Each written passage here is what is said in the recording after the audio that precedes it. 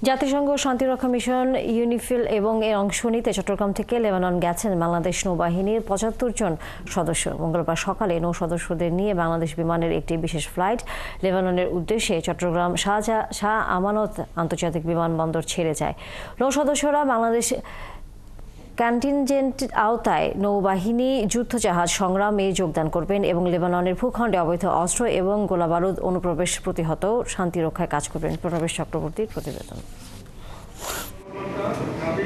জাতিসংঘের শান্তি রক্ষা মিশনে যোগ দিতে সকাল থেকেই চট্টগ্রাম শাহ আমানত বিমানবন্দরে নির্ধারিত বিশেষ ফ্লাইটের জন্য ৭৫ নৌ সদস্যের এই অপেক্ষা।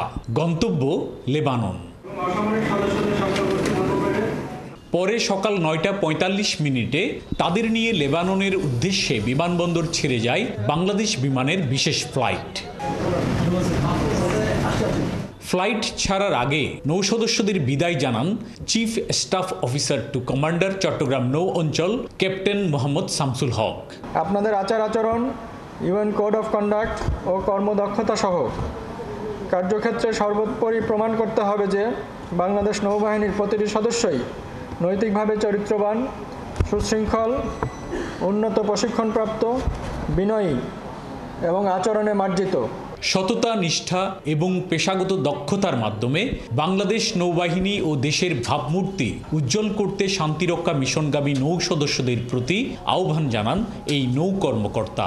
আমার দৃঢ় বিশ্বাস আপনারা আপনাদের দক্ষতা দিয়েই প্রমাণ করতে সক্ষম হবেন যে ইউনিফিলের গর্বিত সদস্য হিসেবে বিশ্ব শান্তি প্রতিষ্ঠায় বাংলাদেশ নৌবাহিনী তথা বাংলাদেশ সশস্ত্র বাহিনী একটি আস্থার জায়গায় অবস্থান করছে। আল্লাহ যেন আপনাদের প্রত্যেককে সুস্থতার সাথে আপনাদের উপর অর্পিত দায়িত্ব পালন করার তৌফিক দান করেন। বাংলাদেশ কন্টিনজেন্টের আওতায় তারা যুদ্ধজাহাজ সংগ্রামে যোগদান করবেন।